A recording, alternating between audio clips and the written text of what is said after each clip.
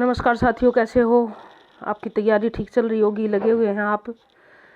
आपको फिर से एक बार अपने YouTube चैनल पर हार्दिक अभिनंदन और स्वागत। ये हमारा हिंदी गद्य साहित्य +2 कक्षा NCERT की किताब और पहला पाठ, और पाठ का नाम है भक्तिन, और इसकी लेखिका है महादेवी वर्मा। इनका पाठ है भक्तिन। संस्मरण है ये एक रेखा चित्र संस्मरण जैसा जो है ना, बहुत ही नज़दीक की चीज़ होती है रेखा चित्र और संस्मरण। तो स्मृति की रेखाएं से जो है ना भक्तिन लिया गया है इनका। ये है संस्मरण।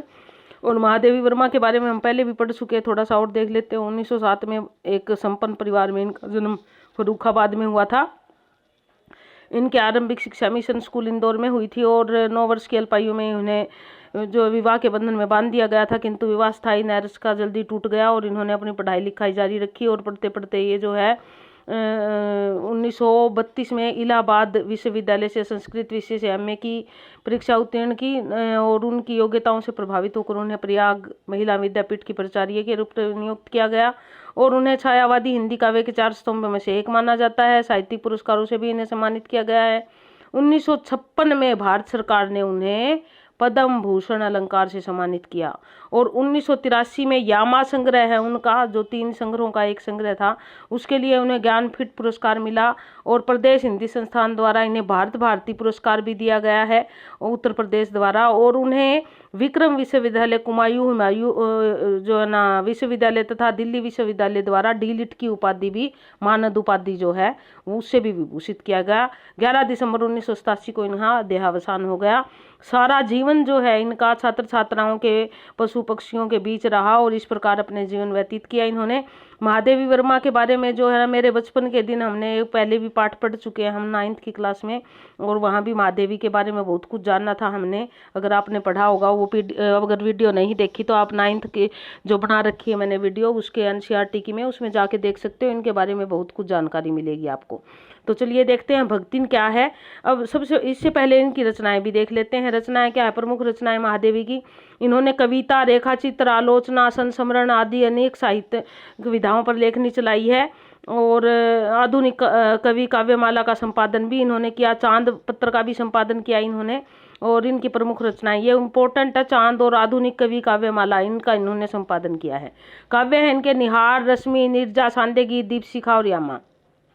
श्रृंखला की कड़ियाँ, क्षणदा, संकल्पिता, भारतीय संस्कृति के स्वर, आपदा, ये इनके निबंध संग्रह है। अतीत के चलचित्र, स्मृति की रेखाएं, पथ के साथी, मेरा परिवार, ये इनके जो है वो संस्मरण और रेखा चित्र है।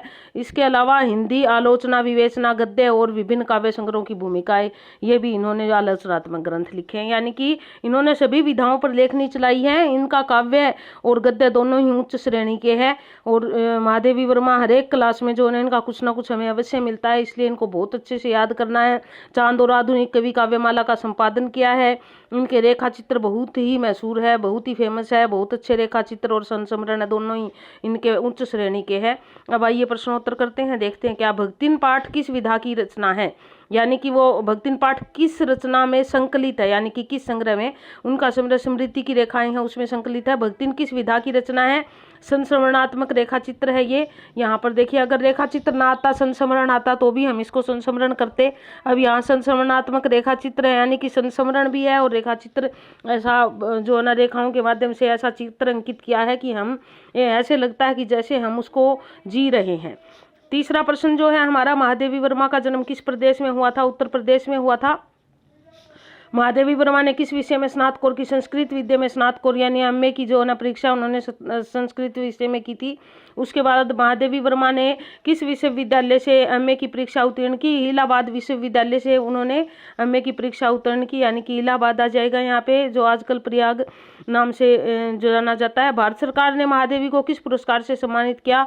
भारत सरकार द्वारा जो है उन्हें पद्म भूषण की उपाधि दी गई है, पद्म भूषण से सम्मानित किया गया है।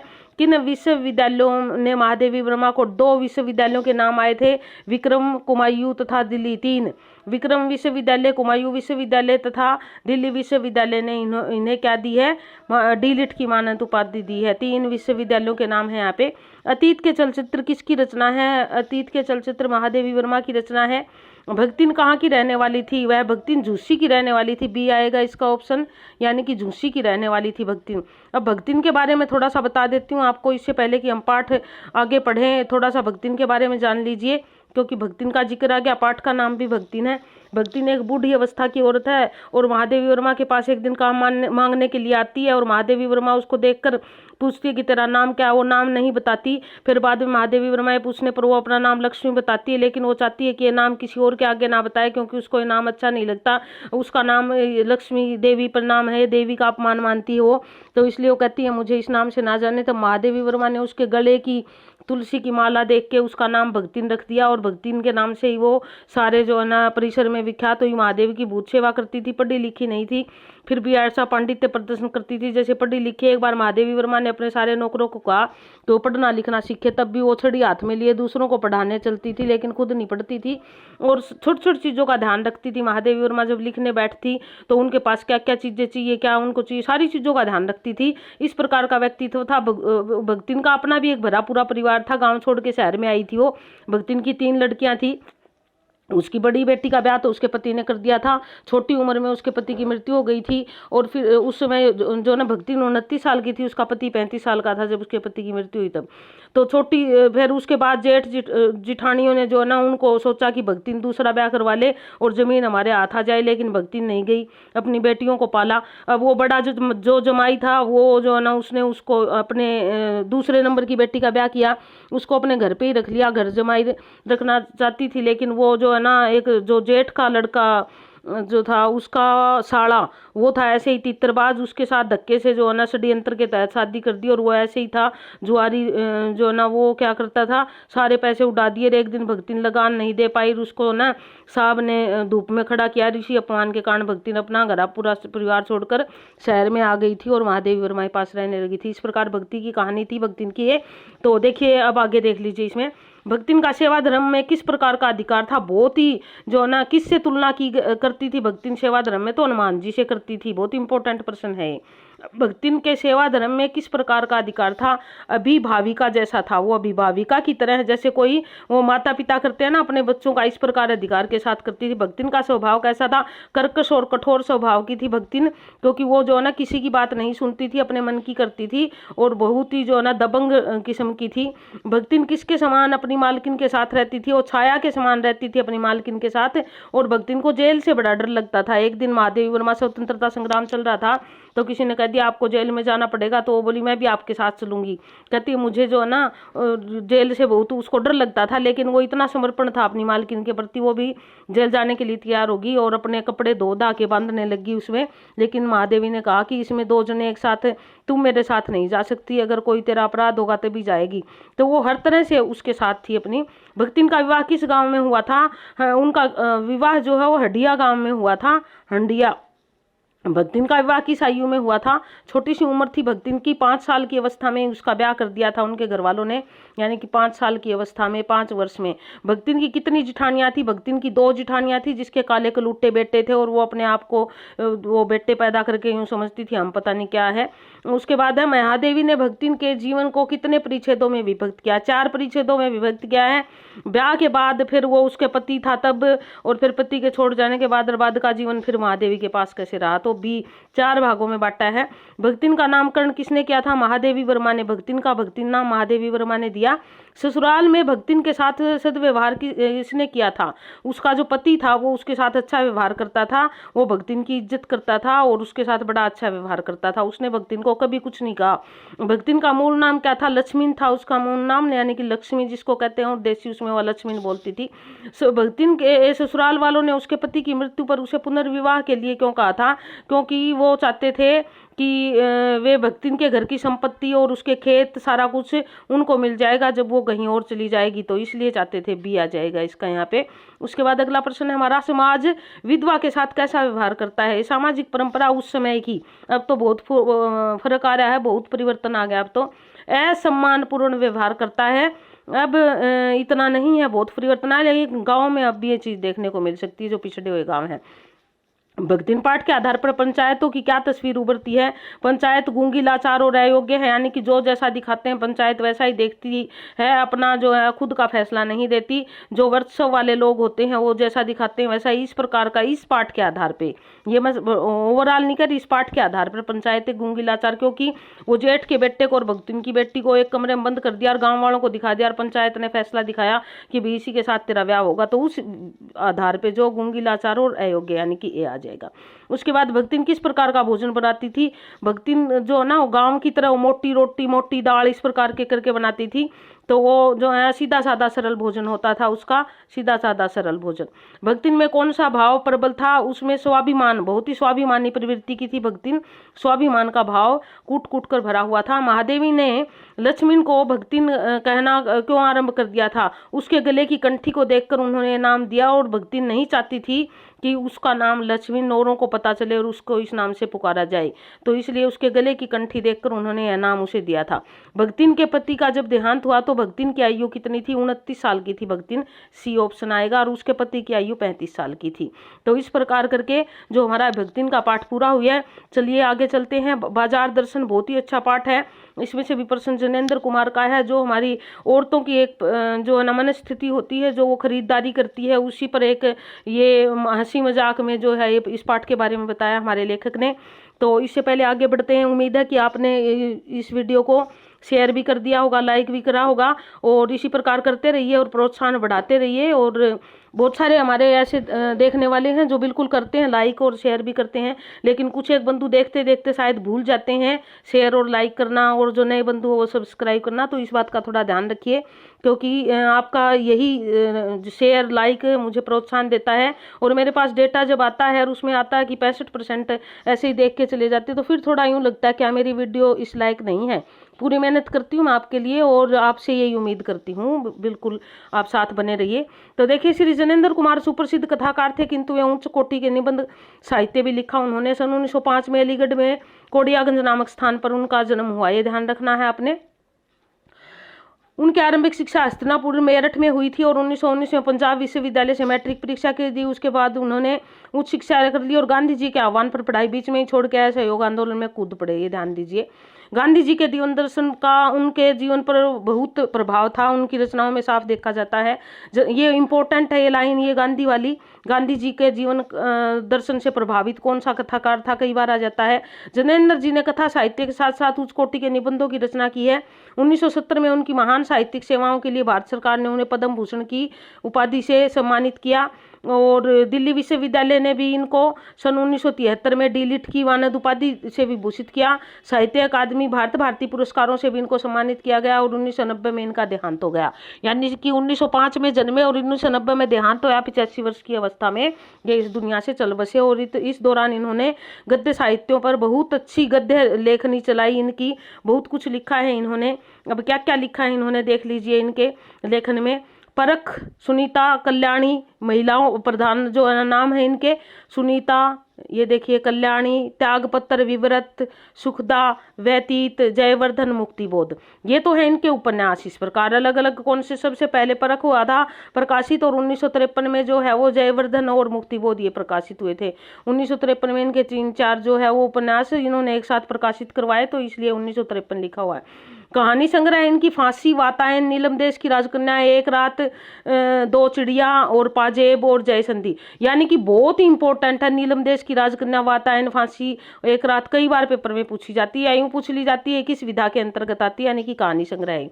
निबंध संग्रह इनके प्रस्तुत प्रश्न, जड़ की बात, पूर्वोदय, साहित्य का श्रेय और प्रेय, मंथन, सोच विचार, और काम, प्रेम और परिवार, ये और वे भी बहुत बार पूछी जाती। साहित्य चयन, विचार वल्लरी, ये इनके जो है वो निबंध संग्रह है। तो इन्होंने बहुत अच्छी उच्च कोटि के निबंध लिखे हैं। उपन्यास भी इनके काफी चर्चित रहे और कहानियां भी काफी चर्चित रही। तो अब देखिए हमारा जो पाठ है यहाँ बाजार दर्शन, जिसके कारण हम जनेंद्र जी को पढ़ रहे हैं, उसके संबंधित प्रश्न उत्तर देख लेते हैं। अगर प्रदेश की बात है तो उत्तर प्रदेश में इनका जन्म हुआ। जन्म अलीगढ़ के किस कस्बे में हुआ था, कोडियागंज नामक स्थान पर हुआ था। यानी कि जनेंद्र कुमार के उपन्यासों तथा कहानियों के अतिरिक्त किस विधा में सफल लेखनी चलाई है, उन्होंने निबंध जो है ना लिखे, सी, निबंध पर लेखनी, सफल लेखनी चलाई, सी आ जाएगा इसका। उसके बाद अगला हमारा चौथा प्रश्न है, जनेंद्र कुमार को पद्म भूषण के अतिरिक्त कौन कौन से पुरस्कारों से सम्मानित किया गया? उन्हें साहित्य अकादमी पुरस्कार और भारत भारती पुरस्कार से भी सम्मानित किया गया। उत्तर प्रदेश सरकार का भारत भारती और साहित्य अकादमी पुरस्कार इन्हें ये दोनों भी मिले हैं, यानी कि सी आ जाएगा। और जनेंद्र कुमार के प्रथम उपन्यास परख का प्रकाशन क्या था? 1929 में उन्होंने लिखा। 1905 में इनका जन्म हुआ, 29 में उन्होंने लिखा, यानी कि 24 साल की उम्र में। इस प्रकार जोड़ के देख लोगे आप, जब ये 24 साल के थे तब इनका पहला उपन्यास परख प्रकाशित हो गया था 1929 में, डी। उसके बाद अगला हमारा कल्याणी उपन्यास। कल्याणी उपन्यास का प्रकाशन वर्ष कब है? कल्याणी इनका 1939 में, यानी कि परख के 10 साल बाद कल्याणी का प्रकाशन हुआ, 1939 में ये आ जाएगा। जनेंद्र के उपन्यास सुनीता का प्रकाशन कब हुआ? ये 1935 में हुआ उसका प्रकाशन काल। उसके बाद है अनाम स्वामी किस विधा की रचना है? यानी कि अनाम स्वामी जो है उनकी रचना है। अब हमें ये बताना कि वो है क्या, निबंध है, उपन्यास है, नाटक है, कहानी है। अनाम स्वामी उनका उपन्यास है, सी आ जाएगा। वातायन किस विधा की रचना? कहानी संग्रह है वातायन। पिछले पेपर में ऐसा कुछ पूछा भी गया है। वातायन और एक नीलम देश की राजकन्या और एक और दे दिया कि इसमें से कौन सा उपयुक्त नहीं है, और उनको एक उपन्यास मान लिया था, तो यह वह कहानी संग्रह है। नीलम देश की राजकन्या कहानी संग्रह का प्रकाशन कब हुआ था? 1933 में हुआ था, ये हमारा बी आ जाएगा इसका। प्रस्तुत प्रश्न निबंध संग्रह का प्रकाशन 1936 में हुआ था। इनके प्रकाशन वर्ष कई बार पूछ लिए जाते हैं, इसलिए थोड़ा मोटे मोटे से तो आपको ये देखने पड़ेंगे। मंथन किस विधा की रचना है? मंथन जो है एक निबंध है, यानी कि बी। सोच विचार के रचयिता जनेंद्र कुमार जी है। काम प्रेम और परिवार किस विधा की रचना है? बहुत ही इंपॉर्टेंट है ये निबंध संग्रह, काम प्रेम और परिवार, ये निबंध संग्रह, इनका डी आ जाएगा। उसके बाद अगला हमारा 15वां प्रश्न है, ये और वे प्रकाशन, उसका प्रकाशन वर्ष यानी कि कब प्रकाशित हुआ था? 1954 में प्रकाशित हुआ। लेखक का मित्र किसके साथ बाजार गया था? अपनी पत्नी के साथ। अब पाठ से संबंधित प्रश्न आ गए हैं। पत्नी के साथ बाजार जाता, बहुत सारे थैले थुले उठा के लाता है, और पति कहते बाजार ना, लेखक अपने मित्र को कहता है कि बाजार जाए, तो का बाजार जेब खाली और जो न बैग भरे हुए वहां, तो कहते फिर लेखक बाजार दर्शन का जो न जिक्र करता है कि बाजार में जब हम जाते हैं, बाजार हमें अपनी ओर आकर्षित करता है, और वहां तो हम झट झट चीज खरीद लाते हैं, और घर आके देखते हैं तब अपना मनी बैग खाली मिलता है और सारे महीने का बजट डावाडोल हो जाता है। तो 4 प्रकार के लोगों का उल्लेख किया हमारे लेखक ने इस पाठ में। वो कहता है एक तो मन बंद होना, मन खाली होना, मन में नकार होना, और जो है ना एक और जो है ना मन भरा होना, इस प्रकार का जिक्र किया उन्होंने। तो कहते हैं मन खाली होने से तात्पर्य हमें यही नहीं पता होता हमें क्या खरीदना है। मन भरा होने से तात्पर्य ये है कि भाई हमने न जो खरीदना है उसकी एक लिस्ट बना रखी है और हमें वही खरीदना है। मन में नकार होना कि हम देख तो ले सारा कुछ लेकिन उसके ओर आकर्षित ना हो। और मन बंद होना मतलब ना हमें लेना ना देना, जिस प्रकार सन्यासियों का या भगवान का होता है मन बंद। तो इस प्रकार के 4 प्रकार के यहाँ पर जो है ना बाजार दर्शन में लोगों का जिक्र किया है जो बाजार में खरीदने जाते हैं। तो वो लेखक उन लोगों को सही मानता है जिसका मन भरा हो, यानी कि वो लिस्ट बना के जाए और उनको पता हो कि हमें ये खरीदना है और वही खरीद के लाए, ये नहीं कि जो चीज दिखेगी वही खरीद लाए। जो लोग इस प्रकार के होते हैं जो जिनको आवश्यकता नहीं फिर भी वो सामान खरीदने के लिए जाते हैं, इस प्रकार के लोग जो है ना बाजार की सार्थकता को खत्म करते हैं, क्योंकि वो मोल भाव करते हुए इधर उधर फिरते हैं, उन्हें खरीदना कुछ होता नहीं है। इस प्रकार के लोगों के बारे में हमारे लेखक ने ऐसा कहा इस बाजार दर्शन पाठ में। तो इसके देखिए, क्या फालतू सामान खरीदने के लिए पत्नी को दोष देना उचित होगा? नहीं, क्योंकि पत्नी अकेली फालतू सामान थोड़ी खरीदती है। पति क्या फालतू सामान नहीं खरीदता, जो बाजार के प्रभाव में तो जो भी आ जाता है वही फालतू सामान खरीदता है। लेखक के अनुसार पैसा क्या है? पैसा एक पावर है। कहता है कि पैसा एक पावर है। पैसा बाजार में आपका जो है स्टेटस निर्धारित करता है कि आप क्या हो। अगर आपके पास ज्यादा पैसा आप बड़े बड़े मॉल में जाओगे यानी कि आपका स्तर ऊंचा है। अगर आपके पास थोड़ा पैसा आप रेडियो से सामान खरीदोगे यानी कि आपका जो ना स्टेटस कम है। और अगर आप मध्यम वर्ग के हो तो आप सामान्य दुकानों पे मोल भाव करिए। तो क्या है, इसलिए कहा कि पैसा पावर है। पैसा आपका जो ना एक स्तर निर्धारित करता है बाजार में कि आप किस स्तर के व्यक्ति हो। भगत जी एक चूर्ण बेचने वाला होता है जो संतोषी स्वभाव का, सिर्फ जीरा और काला नमक खरीद के लाता है और उससे चूर्ण बनाता है और फिर उसको जितना बेचना रोज उतना ही बेचता है और बाकी बांट देता है। तो इस प्रकार के लोग जो होते हैं उनको संतोषी स्वभाव का कहा गया है। बी आएगा यहाँ पे भगत जी जैसे लोगों को। बाजार किसे देखता है? बाजार क्रय यानी कि खरीदने की शक्ति को देखता है। बाजार कौन कितना खरीद सकता है, जो जितनी शक्ति रखता है बाजार उसको उतना ही ज्यादा सम्मान देता है। बाजार का जादू किसके माध्यम से? आंख के माध्यम से, क्योंकि जब हम आंख से सारी चीज देखते हैं आंख के माध्यम से वो हमें प्रलोभित करती है और हम उनके खरीदने के प्रलोभन में पड़ जाते हैं। तो आंख के माध्यम से जादू चलाता है। ये इस प्रकार हमारा बाजार दर्शन पाठ था। बाजार दर्शन पाठ के बारे में 2-4 बातें और बता दूं। इस बाजार दर्शन पाठ में एक तो वो 4 प्रकार के मन की बात की है। एक लेखक ने बताया कि हमें बाजार की सार्थकता स्थापित करनी चाहिए, हमें जो चीज़ों की जरूरत हो उसकी लिस्ट बना के जानी चाहिए, वही चीज़ खरीदनी चाहिए, बेकार के मोल भाव नहीं करने चाहिए, हमें एक बजट बना के चलना चाहिए, जो चीज़ परोसी हुई है विज्ञापनों के माध्यम से जो हमारी आंखों तक पहुंचाई जाती है उनके प्रलोभन में नहीं पड़ना चाहिए। कुछ इस प्रकार की बातों का उल्लेख हमारे लेखक ने इस पाठ में किया है। तो ये पाठ हमारा संपन्न हुआ। आइए अगले देखते हैं, काले मेघा पानी दे। बहुत ही अच्छा पाठ है धर्मवीर भारती जी का, ये एक संस्मरण है धर्मवीर भारती की एक जी। चलो पहले हम लेखक के बारे में पढ़ लेते हैं, पाठ के बारे में बाद में बात करेंगे। इनका जन्म 2 दिसंबर 1926 को इलाहाबाद के अतरसुइया मोहल्ले में हुआ था और उनके पिता का नाम चिरंजीवी लाल तथा माता का नाम चंदो देवी था।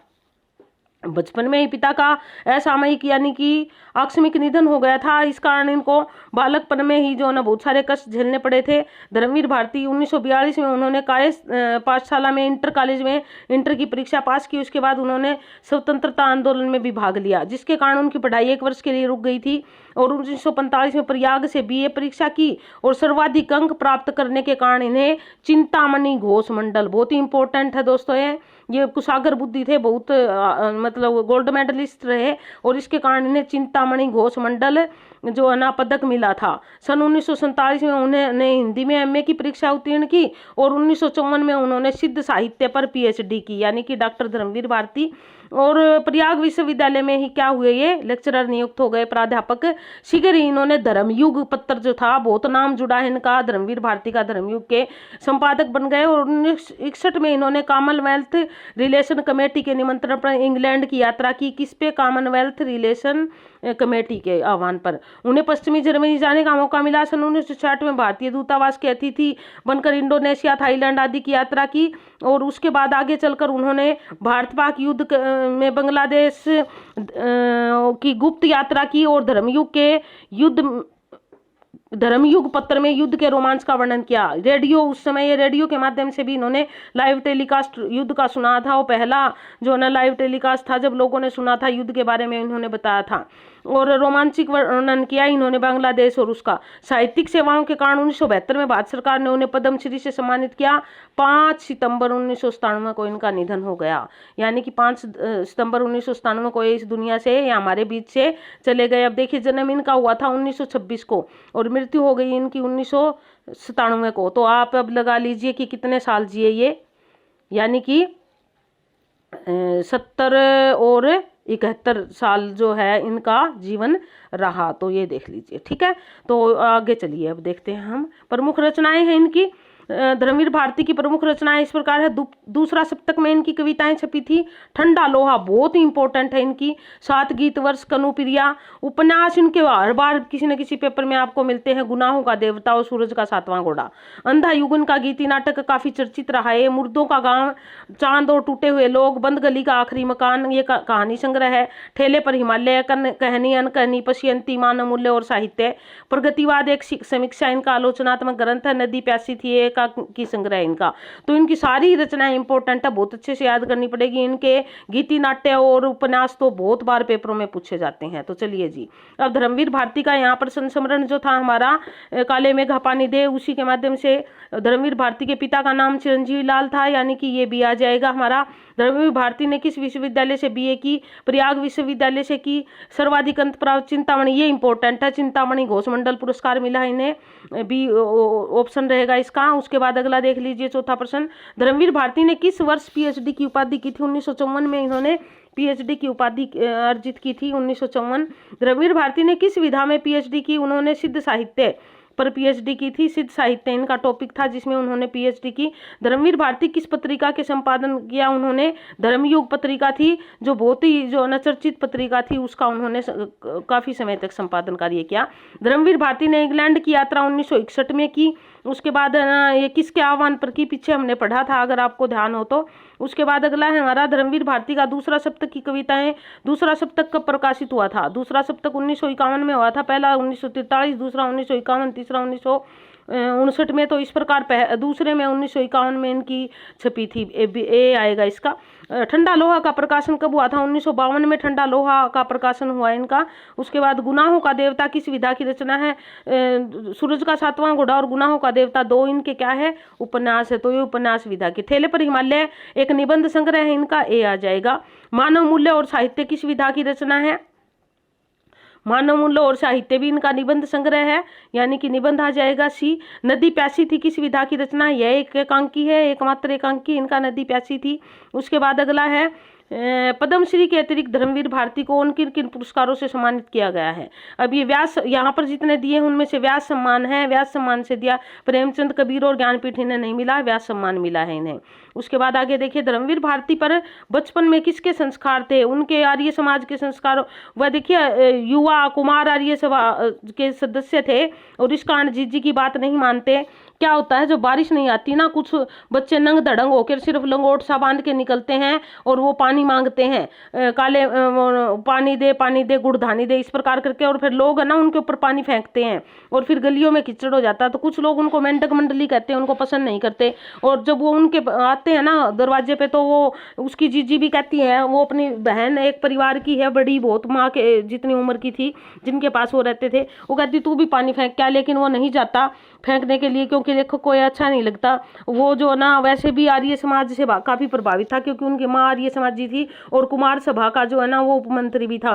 तो इस कारण से वो इन चीजों को नहीं मानता, लेकिन वो जीजी चाहती कि वो डाले, लेकिन वो जब नहीं डालता, जीजी अपने आप बाल्टी में, कहते एक तो पानी की कमी, ऊपर से तुम इनके ऊपर डाल रहे हो, लेकिन जीजी डाल के आती है और फिर अपने वो जो भाई रूठ जाता है उसके मुंह में मठरी डालती है और उसको मनाती है। लेखक भी अपनी बहन को, वो उम्र में बड़ी थी, वो माँ के समान जो है ना प्यार करता था और इज्जत करता था उसकी। तो लेखक पर जो है वो आर्य समाज का प्रभाव था, डी आएगा इसका। पश्यंती जो है एक निबंध संग्रह है इनका, निबंध विधा की रचना है। काले मेघा पानी किस विधा की रचना है? ये शुरुआत में हमने बात की थी, एक संस्मरण है।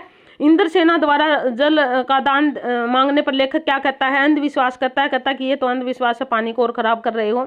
अब वो इंद्रसेना वो अपने आप को कहते हैं, वो लोग जो पानी मांगने के लिए जाते हैं, और कुछ लोग जो उनको पसंद नहीं करते वो उनको मेंढक मंडली कहते हैं। लोगों ने लड़कों की टोली को मेंढक मंडली नाम क्यों दिया? क्योंकि नंग धड़ंग शरीर के साथ वे कीचड़ कंधों में लौटते हुए निकलते हैं, और ये बात जो है ना लोगों के मेंढकों की तरह लगती है। किशोर अपने आप को इंद्रसेना क्यों कहते हैं? क्योंकि उनको कहते हैं कि वर्षा के लिए इंद्र को प्रसन्न करने के लिए है वो, उनके ऊपर यदि तुम पानी दान स्वरूप डालोगे तो इंद्र भगवान धरती पर वर्षा करेगा। तो इसलिए वो कहते हैं इंद्र देवता वर्षा के लिए, इंद्र को प्रसन्न करने के लिए वो अपने आप को इंद्रसेना कहते हैं। उसके बाद अगला है, लंगोटधारी युवक किसकी जय बोलते हैं? वो गंगा मैया की जय बोलते हैं। ऐसे बोलते हुए निकलते हैं घर के आगे से, गंगा मैया की जय, और जब वो ऐसे बोलते हुए निकलते हैं तो लोग उन पर पानी डालते हैं। बच्चों की टोली पानी दे मैया कहकर किस सेना के आने की बात कहती है? इंद्र सेना के आगे की बात कहती है। जन्माष्टमी पर बचपन में लेखक 8 दिनों तक झांकी से जाकर क्या बांटता था? लेखक पंजीरी बांटता था। जब जन्माष्टमी पर बचपन में 8 दिनों तक श्री कृष्ण की झांकी सजती थी और पंजीरी बांटता था।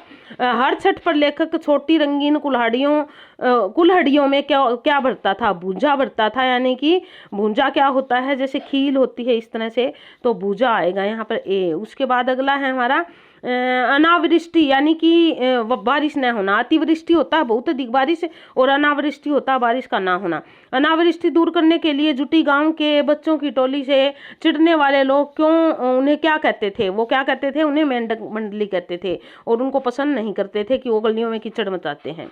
तो देखिए ये था हमारा धर्मवीर भारती का जो है वो काले मेघा पानी दे पाठ। अब हमारा जो पाठ, अंतिम पाठ की तरफ बढ़ रहे हैं हम, पहलवान की ढोलक।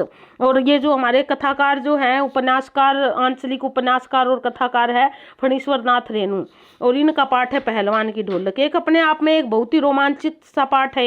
एक पहलवान होता है और वो किस प्रकार ढोलक के सहारे ही पहलवानी सीखता है। उसके 2 बच्चे भी होते हैं। वो एक राजा के यहाँ रहता है, राजा की मृत्यु के बाद राजा का बेटा उसको निकाल देता है, गांव में झूपड़ी बनाकर रहता है, और फिर गांव वाले जो है अपने बच्चों को भेजते हैं, लेकिन गांव में जो है प्लेग और हैजा की बीमारी फैलती है, जिसके कारण जो है लोगों की मृत्यु होती है, और भूख के कारण और इन चीज़ों के कारण जो उसके बेटों की भी मृत्यु हो जाती है, एक दिन पहलवान की भी मृत्यु हो जाती है।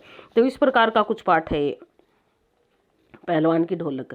अब लेखक के बारे में फणीश्वर नाथ रेणु जी को हमने पहले भी पढ़ा है, और यहाँ एक बार फिर भी पढ़ लेते हैं। देखिए क्या है, फणीश्वर नाथ रेणु हिंदी साहित्य के एक आंचलिक कथाकार के और उपन्यासकार के रूप में जाने जाते हैं। उनका जन्म 4 मार्च 1921 को बिहार के पूर्णिया जिले में अररिया जनपद के ओराही हिंगना नामक गांव में हुआ था। ओराही हिंगना उनके गांव का नाम है। उनकी आरंभिक शिक्षा गांव में ही हुई। रेणु जी जो है वो फरबिसगंज, विराटनगर और नेपाल तथा हिंदू विश्वविद्यालय वाराणसी से शिक्षा प्राप्त की। राजनीति में उनकी सक्रिय भागीदारी थी और वे आजीवन दमन तथा शोषण के विरुद्ध संघर्ष करने वाले रहे। 1942 में रेणु ने स्वाधीनता संग्राम में भाग लिया। 3 वर्ष तक नजरबंद रहना पड़ा घर में ही, और जेल से छूटने के बाद उन्होंने किसान आंदोलन का नेतृत्व किया। किसका? किसान आंदोलन का। और उन्होंने नेपाल के राणाशाही के विरुद्ध भी सशस्त्र संघर्ष किया, यानी कि जो वो कहते हैं ना वहाँ माओवादी, उधर उस टाइप का जो लोग संघर्ष करते हैं, वैसी ऐसी संज्ञा अक्सर लोग दे देते हैं उनको। तो लेकिन 1953 में साहित्य सृजन में जुट गए। 1953 से इन्होंने साहित्य साधना शुरू की और राजनीतिक जो है वो आंदोलनों ने उनको गहरा जुड़ाव था। पुलिस तथा प्रशासन का दमन करते हुए वे साहित्यिक सृजन में जुटे रहे। सत्ता के दमन चक्कर के कारण विरोध करते हुए उन्होंने राष्ट्रीय सम्मान, फिर भी उन्हें क्या मिला? राष्ट्रीय सम्मान। कौन सा राष्ट्रीय सम्मान? पद्मश्री की उपाधि त्याग दी थी उन्होंने। कहते हैं कि ये जो ना सरकार भ्रष्ट है और मैं इनके द्वारा दी गई ये उपाधि नहीं लूंगा। और 11 अप्रैल, ये बहुत इंपॉर्टेंट है दोस्तों, कई बार पूछा जाता है ऐसा कौन सा कथाकार, साहित्यकार या उपन्यासकार था जिसने भारत सरकार द्वारा दी गई पद्मश्री की उपाधि को त्याग दिया था? ये फणीश्वर नाथ रेणु जी थे। 11 अप्रैल 1977 को इन महान आंचलिक उपन्यासकार का निधन हो गया था, यानी कि जो ना 1921 में जन्मे और 1977 को इनका मृत्यु हो गई। उसके बाद देखिए इनकी प्रमुख रचनाएं, बहुत अच्छे से करोगे, एक आधी फणीश्वर नाथ रेणु की रचना अवश्य पूछी जाती है। अब इन्होंने जो है ना कुछ संस्मरण, कुछ रिपोर्टाज लिखे। मूलतः ये कथाकार है, उपन्यासकार है। इनको आंचलिक उपन्यासकार के नाम से जाना जाता है। सॉरी, उपन्यास क्या है इनके? मैला आंचल, जिस पर टेलीफिल्म भी बन चुकी है, नाटक, सॉरी फिल्म नहीं, जिस पर नाटक भी बन चुका है। टेलीविजन में नाटक आता था दूरदर्शन पर बहुत पहले। प्रतिपरी कथा, दीर्घ तपा, जुलूस, कितने चौराहे, पलटू बाबू रोड, मरणोपरांत जो है इनका 1979 में प्रकाशित हुआ। पलटू बाबू रोड, तो ये कई बार यूँ पूछा जाता है उनका कौन सा उपन्यास है जो मरणोपरांत प्रकाशित हुआ, तो वो है पलटू बाबू रोड। ठीक है। कहानी संग्रह ठुमरी, अग्निखोर और आदिम रात्रि की महक, एक श्रावणी दोपहरी की धूप, तीसरी कसम। तीसरी कसम तो फिल्म भी बन चुकी है इनकी, कहानी इस पे जो ना इस तरह की। उसके बाद है ऋण जल धन जल, यानी कि संस्मरण है इनका, ऋण जल धन जन। और दूसरा है वन तुलसी की गंध, श्रुत अश्रुत पूर्व, और नेपाली क्रांति कथा, और पटना की बाढ़। बाढ़ के बारे में इन्होंने बहुत कुछ लिखा। रिपोर्टाज होते हैं, रिपोर्ट की तरह है, उनको रिपोर्टाज कहते हैं हिंदी में। तो इस प्रकार ये इनकी रचनाएं हैं।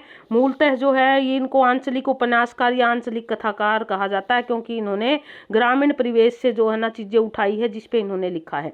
पहलवान की ढोलक किस विधा की, यह एक कहानी है। फणीश्वर नाथ रेणु का जन्म किस राज्य में हुआ था? बिहार में हुआ था इनका, डी आ जाएगा इसका ऑप्शन। उसके बाद अगला, फणीश्वर नाथ रेणु का जन्म बिहार के किस जनपद में हुआ था? अररिया जनपद में हुआ था। और इनके गांव का नाम जो है वो ओराही हिंगना है। इनका किस गांव में हुआ था? ओराही हिंगना में हुआ था। उसके बाद अगला प्रश्न है हमारा, रेणु ने किस वर्ष स्वतंत्रता संग्राम में, 1942 में जो है ना ये स्वतंत्रता संग्राम में कूद पड़े थे, 1942।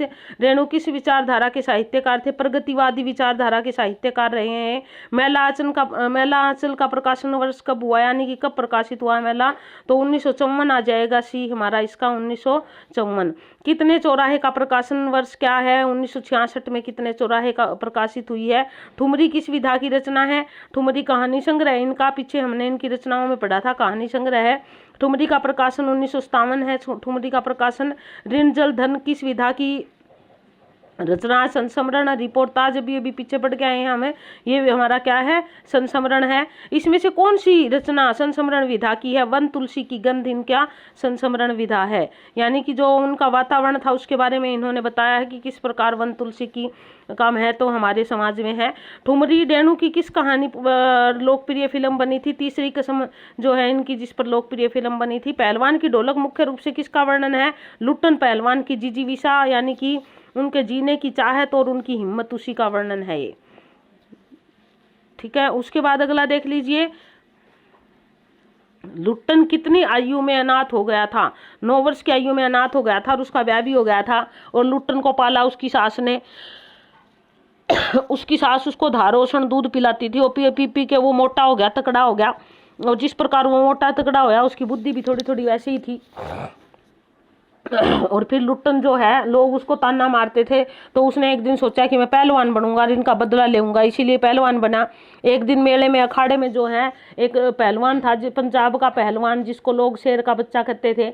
वो जो है ना लड़ रहा है सबसे, और जब लुट्टन उससे लड़ता है और उसको वो जीत जाता है।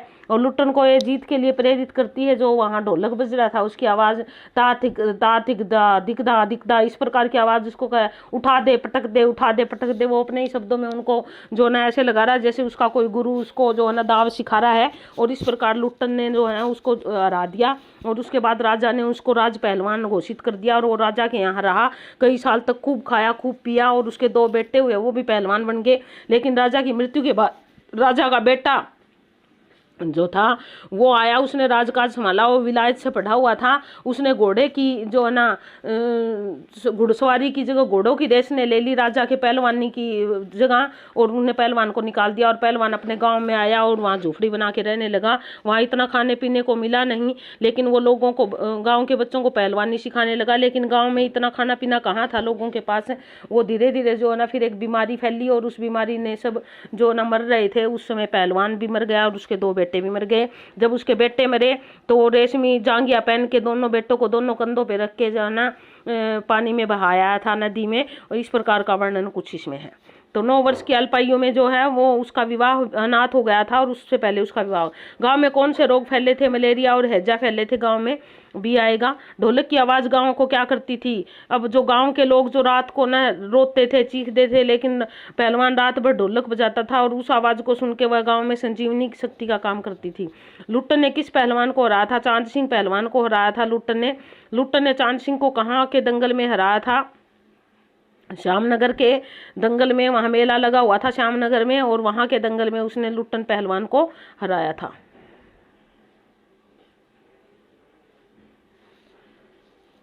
सी आ जाएगा इसका, श्यामनगर। उसके बाद है जीते रहो बहादुर, तुमने मिट्टी की लाज रख ली है। कथन किसका है? राजा साहब का कथन है, क्योंकि राजा साहब का जो ना वहाँ का स्थानीय जो है पहला पहलवान था जिसने पंजाब के पहलवान को हराया था। लुट्टन को किसका आश्रय प्राप्त हो गया था? राजा साहब का आश्रय प्राप्त हो गया था, क्योंकि राजा साहब ने उसको राज पहलवान घोषित कर दिया था। लुट्टन के दोनों पुत्रों की मृत्यु किससे हुई थी? मलेरिया हैजे से और भूख के कारण हुई थी।